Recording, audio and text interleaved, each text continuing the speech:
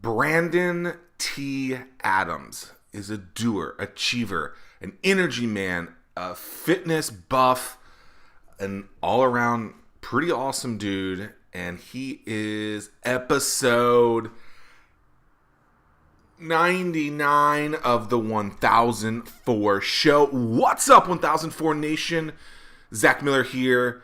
Super pumped to give you this last episode before the turn of the century, and it's with Brandon T. Adams. Brandon T. Adams is a crowdfunding expert who has helped many campaigns get well over $2 million in funding.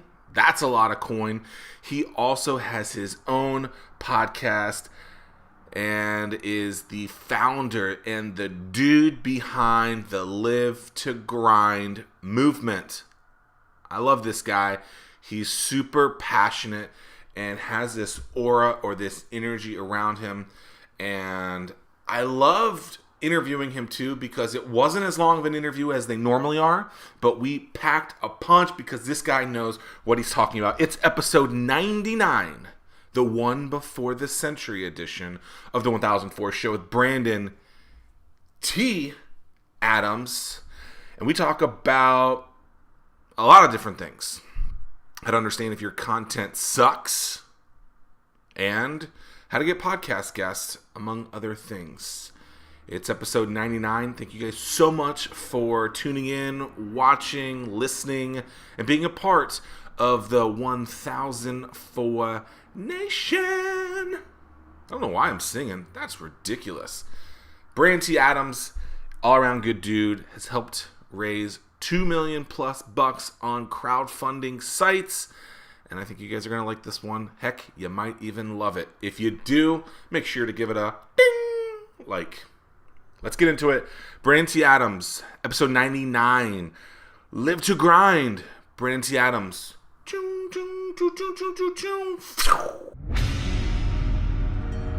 Why do you use the T in your middle name and call yourself Brandon T. Adams? Two reasons. One, when you say your full name, people are more likely to remember you. Two, there's a famous poker player out there named Brandon Adams, and everybody was picking that up. So the T allows me, for SEO purposes, to find me easier. Brandon T. Adams. How long until you figured that out? I started doing that 5 years ago, 4 years ago. And so people started Googling Brandon Adams and the poker player came up instead of you? Well, before I was even really known, everybody kept saying Brandon Adams, so I wanted to be different. So I said Brandon T. Adams, and I went to a seminar that said that using the T would make you stand out more. So I did, and I've been doing it ever since. Standing out is important. Becoming that anomaly is something that so many people are trying to do. Do you think that's one of the main things that's helped you stand out from a first perspective? I think first perspective that makes me stand out is my energy and the fact that I'm just like, whoa, and I'm just really energetic. They literally can feel when I walk in the room. But yeah, I mean, I think it is. A lot of people will be like, oh, use a T. My mom laughs. My mom will be like, you better not ever change your name. It's Brennan Taylor Adams, not Brennan T. That's funny. So you also host a podcast. Why did you start that? I started it for multiple reasons. One, to be able to connect with other influencers and to be able to build up my own brand. But also I had so many people that want to do coffee meetings, and I could only do so many coffee meetings. And I'm like, if I can just create a podcast show, I can direct people to the show. And that's what I did. I actually just had my 3-year anniversary. I started my podcast February 8th of 2015. And what I did differently is I would interview people in their office. I would actually travel to them. I was in Des Moines, Iowa at the time. I remember traveling to Columbus, Ohio, California, Atlanta, everywhere. And it jump-started my entire career because I built real relationships with people with them when I interviewed them in their office. And some of those people that I built relationships with, I end up doing big projects with and also working with today on other projects that I never would have thought 3 years ago. How much do you think you invested in that strategy? Because that's an expensive one to have to travel place to place. So in terms of time, I gave everything. Actually, when I started, my podcast show was everything I did. And while I was developing an invention at the time, but I invested I don't know, tens of thousands. I mean, so much. I mean, but what I did is, just so you know, when I traveled, I slept in my truck. So I was actually sleeping in my truck. I once did a podcast tour and went to California. It was a 9-day trip. I spent less than $1,000, and most of it was fuel. But I never got any hotels. I showered at LA fitness centers. I would eat $5 footlongs. It was literally my bootstrapping stages. What was the pitch to the people that have on your show? What did you say to them? I mean, one thing that was unique was the fact that I was going to go interview them in person, and they thought I was crazy that I was driving across the country. And one person didn't even realize I drove across the country. Like, you came all the way from Iowa? But no, it was, hey, I bring you on this podcast show, and I made it obviously sound a lot better. At the beginning, I don't know how many listeners I had, but I said I have this national podcast show, and I interview influencers, and I'd love to have you on the show and bring you to my audience. And persistence was what made me different. Not many people said yes right away. I had to literally follow up and follow up and follow up. And after the third, fourth, fifth time, I got him on the show. It's interesting. I believe I had to follow up a couple of times to get you on this show. You did. You had to follow up like 3 times. You know, one lesson learned there, you know, most sales are done between the 7th and 19th time you approach somebody. And it's not that we don't care. It's just especially when I would reach out to people, I didn't quite understand. I'm like, oh, they're not getting back to me. I'd get mad. Dude, once you get really busy, it's like I will tell people specifically, follow up with me because I am so busy. I literally at the level where I have so many things going on. My mind, especially ADD, kicks in a little bit. You have to be persistent. So people that are persistent will end up getting the sale, will end up getting the show. I think that's so true. And it's not even that you or someone who else is busy doesn't want to do it. It's just that you're thinking about something else, you know, whether it's one of the events that you're putting on, whether it's your own podcast, whatever it might be. It's just, we're not waking up thinking of that person. So we have to, you know, do friendly reminders. I will even say, Zach, I do, like a lot of people write down their schedule. I write it down on my notepad on Apple, and I had email Zach back because I remember you were on my show. And a cool story, I had a guy who somebody was pitching to come on my show. And usually when people pitch come on my show, I usually don't have them because I'll pick my guests. And anyways, this person was very persistent. It was the 7th time they reached out. And I emailed back. I said, most sales are done between the 7th and 19th time you approach somebody. Because of your persistence, I will have them on my show. That person was Stephen Christopher. Stephen Christopher and I became really good friends, and now we're like close friends because I went to visit him in Denver back here like 6 months ago. But it's crazy where something can happen when somebody's persistent. You just got to be persistent. I 100% agree. I believe the studies that you're talking about, even before the 7th to 19th interaction, it takes 6 times to even be seen the first time. And if there's ever a negative experience in there, it takes 35 positive reinforcements to get them back to that first step. First impressions are everything, and this is why marketing's so big. It's becoming omnipresent. When you are seen all over between email, Facebook ad, text, video, whatever it is, eventually you're on that person's mind and you have a better chance of making an impression on them. You have over 300 episodes of your podcast now. How did you go from no listeners to more listeners? What was the strategy? Just having great guests on shows and producing content. I'll admit, like for me, podcast, it wasn't so much going into it. I thought I wanted to build a raving audience, which again, it's cool to have audience, but looking back at my 3 years of podcasting, what podcasting did for me was built my career through relationships. Some of the biggest deals I have done have been on podcast shows. We talked about earlier, John Lee Dumas came on my show 2 years ago or whatever it was, and 2.5 years ago. And through that show, it resulted in us doing a partnership together for launching his book, The Freedom Journal. We raised close to $500,000 in a month, and that all happened because of a podcast show. I interviewed a guy named Louis Foreman on my show back in 2015. He came on my show. He said he's like, I got this magazine, and I'd love to maybe feature you in the magazine. That was after he came on my podcast show and I shared his story. Needless to say, 3 months later, I got on the cover of Inventor's Digest, a national magazine, because of that relationship. I mean, I can tell you stories from stories. It's allowed me to connect with people and have a platform to add value to them, tell their story, promote it to my audience, but also for me personally, just get to build a relationship. All these people I've built relationships with, and now we do business together. So for me, really, podcasting was my way to connect, influence, and do business deals. It's all about raising your hand and then being persistent. If you don't do both of those things, guess what's going to happen? You're going to lose. Yep. And you're going to lose a lot. Okay, so you said $500,000 on a Kickstarter. What did you guys do to make that happen? Yeah, preparation, leveraging his audience. I mean, John Lee Dumas show is a daily show, so every single day he had a past guest, me being one of them, on his show that talked about setting and accomplishing goals, which is basically what his book's about. And at the end of the show, he promoted the actual campaign, which was genius. He was tapping into his huge audience for podcasting, but also he had all these influencers that promoted the book itself and promoted their audience. And then also, I mean, we had, millions of emails that were sent out. We promoted all the past influencers email list. He had affiliates set up. It helps when you have a massive audience like John does. And it was a great book and also timely. When you're launching a campaign, timely things, like, for example, we launched it January 4th it was New Year, 2016. The book is all about setting and accomplishing goals. That book is obviously something everybody's thinking about. So they bought the book. I went on TV and promoted for them in San Diego. I remember that day. Was the book written at that point, or was it a... It was basically done. Yes, I already had one in my hands.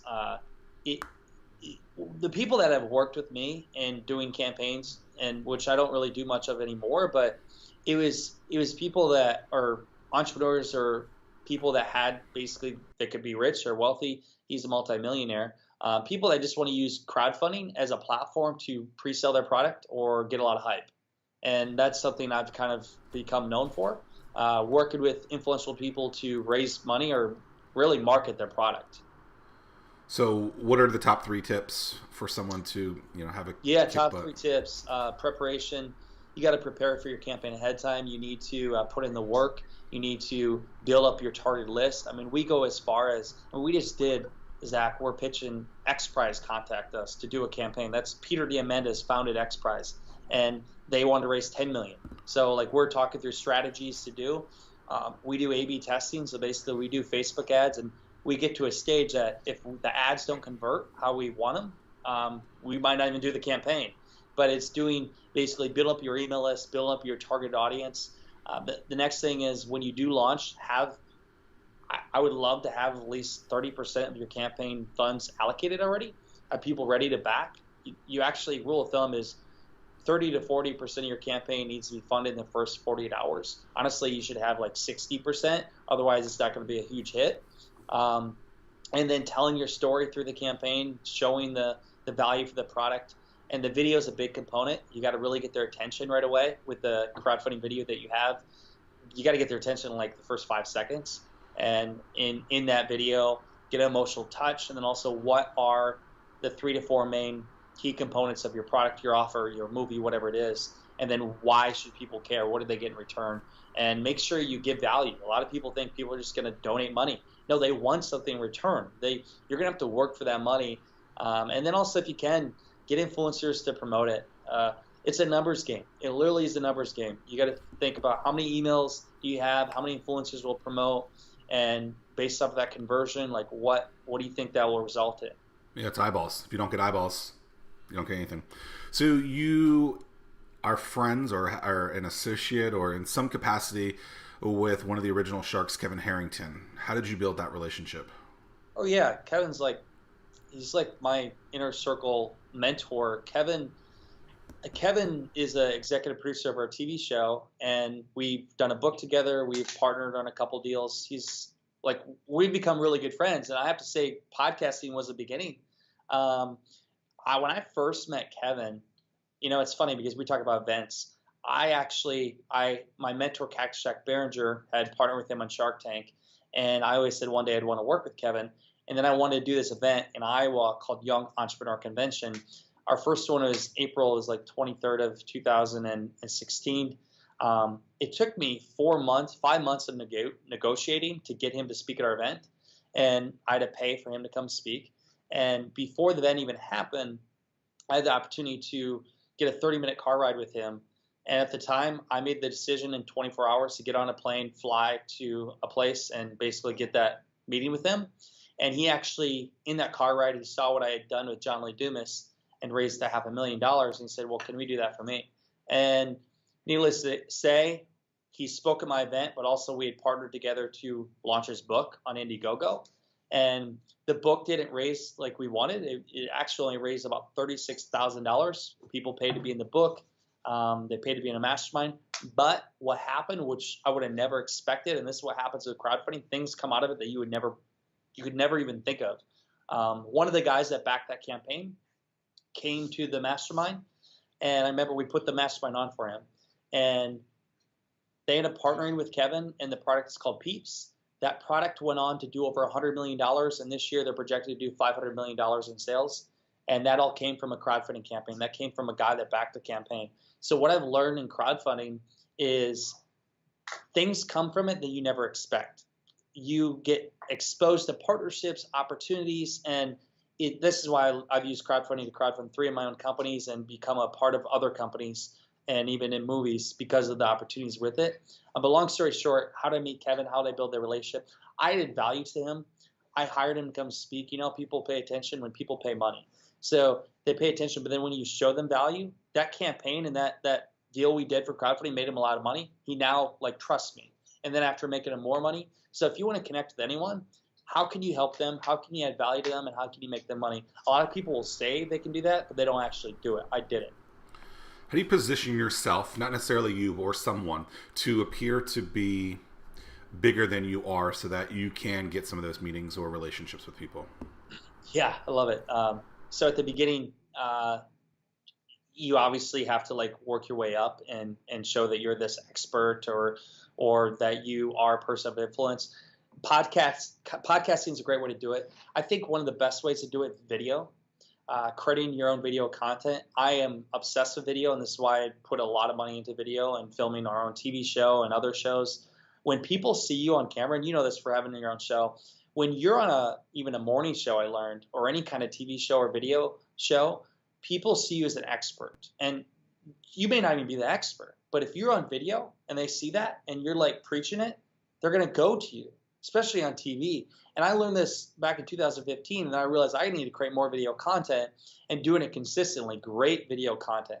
So if you want to build your influence up and be able to connect with people, build up your brand online, specifically through video. It's the easiest way I know, and be consistent with it. And I did it early with the podcasting days, and podcasting transitioned and doing more video. What are the tools necessary to get started with video?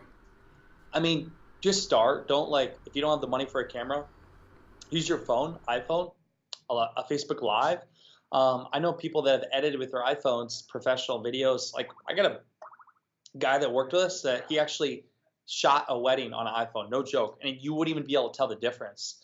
But just start with your iPhone. If you want to step it up a notch, one of the things I bought in 2014, which we still use today for our home stuff, a Canon 70D. You can get a Canon 70D. We at that time spent $1,500. You can get external mics. You can get Rode mics. They're wireless. I suggest wireless for better mic quality. The ones we got that are wireless are $400 a piece, or you just buy a boom mic that goes on top, and that's I don't know, $80 or something like that. But again, just start. You don't have to use the most high quality. But now, for us doing our TV show, we use C200s, which are a $10,000 camera. And I mean, these are cameras that they use. I mean, it's for high quality to sell to Netflix or to be able to make the content so you can basically sell it to a network.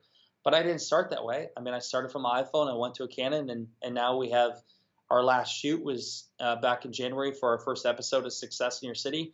We had 6 cameramen. There's a sound guy, editor. I mean, it was the highest quality shoot I've ever been a part of.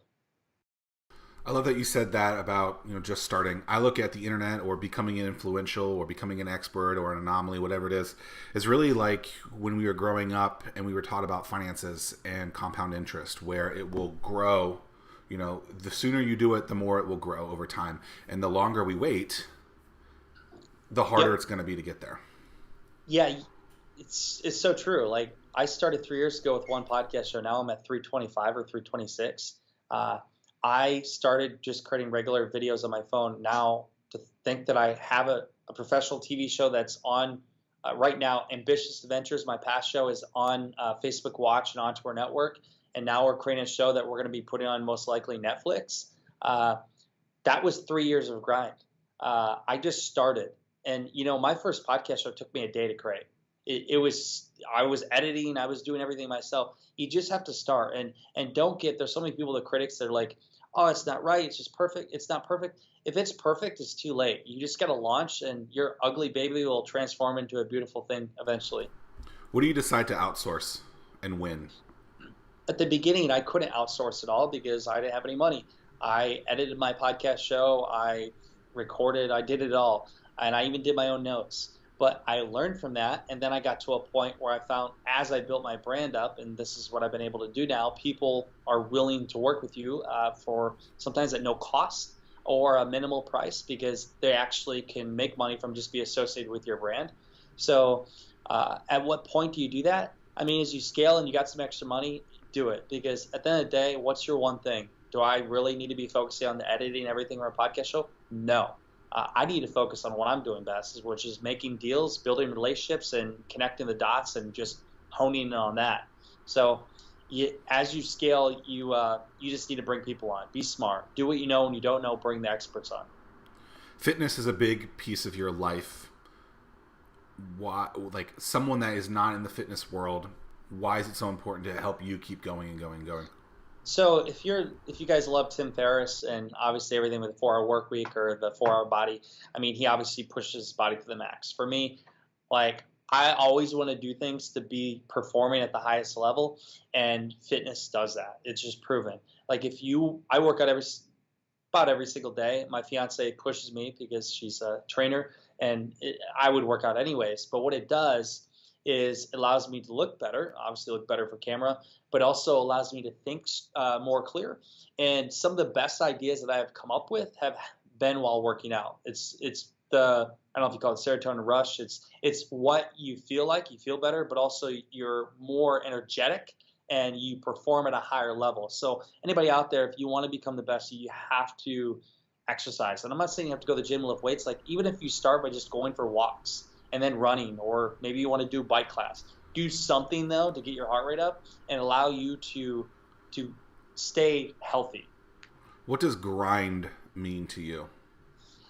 I love this. So Live to Grind obviously is my brand, and I came up with this because I grind every single day in my work. It's giving everything I got, and it doesn't have to mean always in work. It's just being the best at what you do. And if it's creating video content, if it's becoming a speaker, a podcaster, giving it all you got and just pouring your heart and soul into it, that is the grind. And I believe when you work hard at something nonstop and you put in your heart and soul over time, you're going to see huge success. And if you love what you do, it's not really work, is it? What's the number one question that you get from your clients or through messaging, through like your podcast and stuff like that over and over again? Number one question. I mean, now it's like, like you said before, how do you connect with influencers? My answer to that is add value. Two, how do you build your brand up? People ask that stuff. And I'll say just create a lot of content. Content is king, and great quality content, and consistently over time, it'll add up.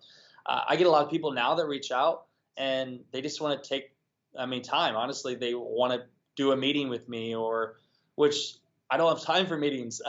They're like, oh, can we just do a quick call or a meetup or something else? It's like, bro, you have no idea. You have no idea what's going on in my schedule right now. And don't do that. If you do want to connect with somebody, reach out to them in ways where you can help them. Don't ask for, hey, let's do a call, because getting a call is hard when you're busy. How do you know if content is quality? So like, I think my content's good. You think your content's good. How do you actually know if that content is solid? Feedback. It's feedback. So for my podcast show, looking at that quality of content, so I just recorded 30 minutes ago because I didn't have this room booked. I recorded a podcast show in my Tahoe that I have wireless internet. And you could see obviously that was in my tile. That's my style of how I do shows. I'll sometimes record on my Apple iPhone and literally record into my Sounds app and then upload it. But it still has the intro, outro, and the structure. That's just my style. Now, John Lee Dumas wouldn't do that because everybody knows him for having the professional radio show. Get feedback. I mean, obviously, if you're going to know from others, they're going to say what they like and don't like, but ask them, give me the truth. I don't want somebody to tell me, oh, it's a great show, but they really don't think it's that great. I want to know real feedback. How can I better it? And you'll hear from people. People will give you feedback along the way. I love when people say they want feedback, but they actually don't. They just want to know that their baby is beautiful. And to me, you can't improve if you don't know that something is ugly or sucks, right? So I'm like, tell me what sucks, like, because I don't know if you can't tell me. 100%. I'm the same way because I can handle it. I want people to tell me the real hard facts so I can get better. Yeah, totally agree. How do you say no? So when someone asks you for those meetings, or there's something that you're just not that interested, how do you say no? When you're so passionate about your goal and your vision and your why, it's easier. It's black and white. And also knowing what you want. And as entrepreneurs, it's shiny.